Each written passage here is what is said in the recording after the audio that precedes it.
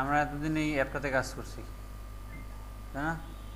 আমরা e commerce provider দিয়ে ফুল e commerce app তৈরি করছি। তো এটাকে যদি আমরা লঞ্চ করতে যাই তাহলে আমাদের আইকন লাগবে, ঠিক আছে? তো আমরা আইকন কীভাবে চেঞ্জ করতে পারি, অ্যাপের আইকন কীভাবে চেঞ্জ করতে পারি, সেটা হলো বিষয়। তো আমরা যদি এইখানে যাই অ্যান্ড্রয়েডের ভিতরে অ্যাপের ভিতরে সোর্সের ভিতরে মেইন অ্যান্ড দেন রেস, এই রেসের ভিতরে গেলে দেখব অনেকগুলা মিপ ম্যাপ নামে ফোল্ডার আছে। এখানে দেখা যাচ্ছে ডিফল্ট কি দেওয়া থাকে,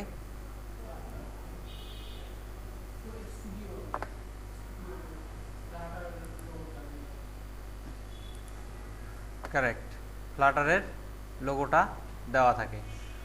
তো এই যে ফ্লাটারের লোগোটা দেওয়া থাকে, এই ফ্লাটারের লোগোটা তো আর আমরা আমাদের অ্যাপে ব্যবহার করতে পারবো না, তাই না?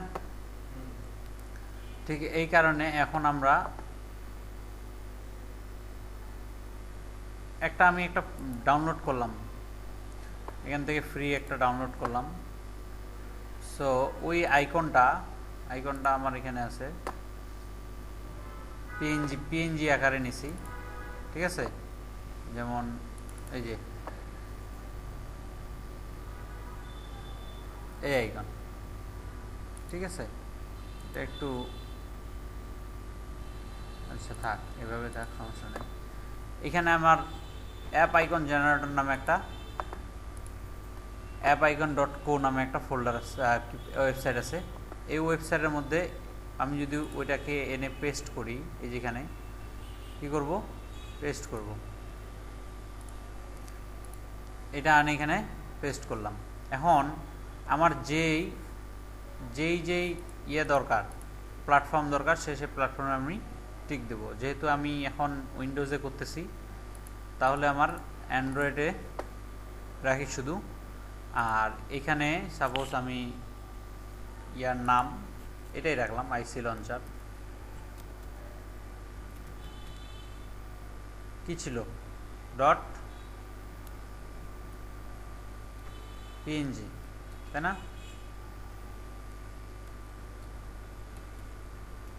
Launcher dot PNG generate.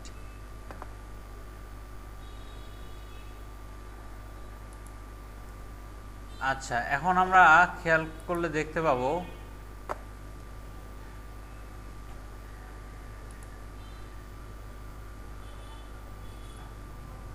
এই যে ফোল্ডারটা তৈরি হয়েছে, ঠিক আছে?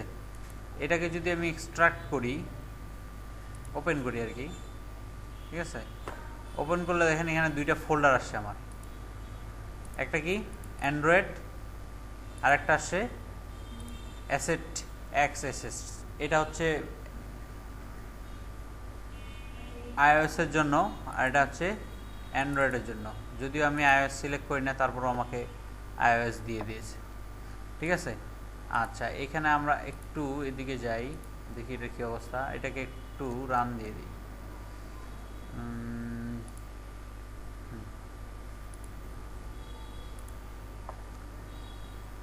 আচ্ছা, এটা রান হতে থাক। এখন এইখানে যে আমি এই ফোল্ডারে গেছিলাম, মনে আছে, মিপ ম্যাপ। তো এই ফোল্ডারটাকে আমি একটু রিভিল ইন ফাইল এক্সপ্লোরার করব। তাহলে কী হবে, এটার যে পাথটা আছে সেটা পাথটা আমার ওপেন হয়ে যাবে। এবং এটা ওপেন করলে আমরা দেখব যে, একটু বড় করে নিই তাহলে দেখতে পাবেন, দেখেন ওই ফোল্ডারটা আছে না, এর আগের ফোল্ডারটা কোনটা, ডাউনলোডস বা জিপ ফোল্ডারটা,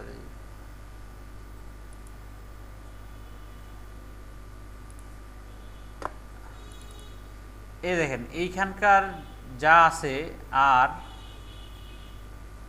এইখানে যা আছে তা অলমোস্ট একই রকম। এই 1 2 3 4 5, এই 5টা।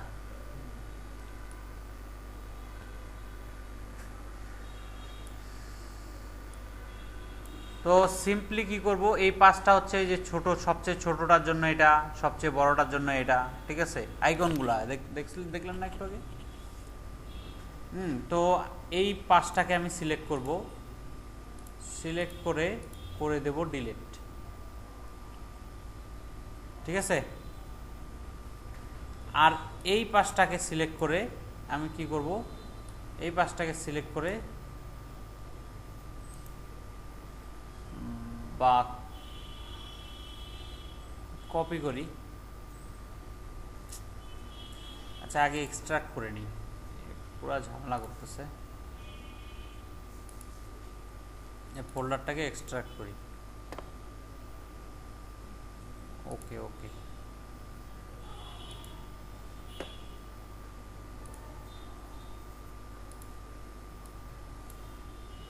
এই সেম জিনিস এখানেও আছে।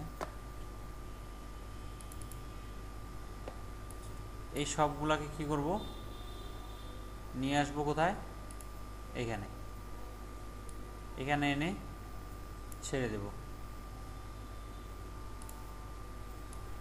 ঠিক আছে, তো এখানে ছেড়ে দিলে অটোমেটিক্যালি আমার এই জায়গায় চলে আসবে।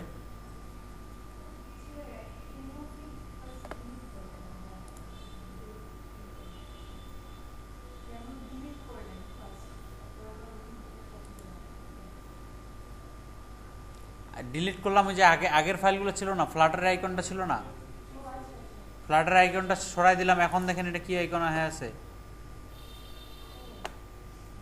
দেখছেন? আগে তো ফ্লাটারেরটা ছিল, তো ওইটা সরাই দিতে হবে না, ওটা তাহলে কেমনে হবে? সো জাস্ট এখন আর কিছু করারই নেই। আমি যদি রান দেই, আমার অটোমেটিক্যালি আইকনগুলো সব চেঞ্জ হয়ে যাবে। ঠিক আছে, এটা দেখি আমার একটু রান হয়ে আসুক, এটা রান হোক, তাতে আমরা একটু এটা অফ করি। এই যে আমাদের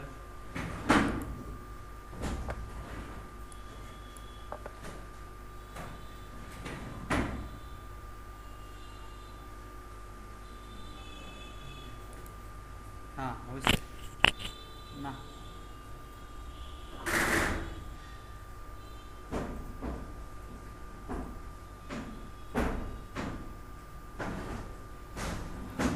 তো এখন আমরা এই যে আইকনটা চেঞ্জ হলো, আমার এই আইকনটা কোথায় গেলে পাবো দেখেন তো। এটা যদি আমি এখানে ক্লিক করি এভাবে, আর আমাদের যে দেখছেন, খেয়াল করে দেখেন তো, দেখতে পাচ্ছেন আমাদের কি আইকনটা যেটা আমরা চাইছিলাম সেটা হয়েছে, চেঞ্জ হয়ে গেছে। এখন এটাতে ক্লিক করলে কিন্তু আমরা আমার সেম অ্যাপ পাচ্ছি। তো এই হলো আমাদের আইকন চেঞ্জ করা, আমাদের অ্যাপের আইকন বানানোর নিয়ম। এখন আপনারা এটা ট্রাই করে দেখেন, ঠিক আছে, কিভাবে চেঞ্জ করতে পারতেছেন।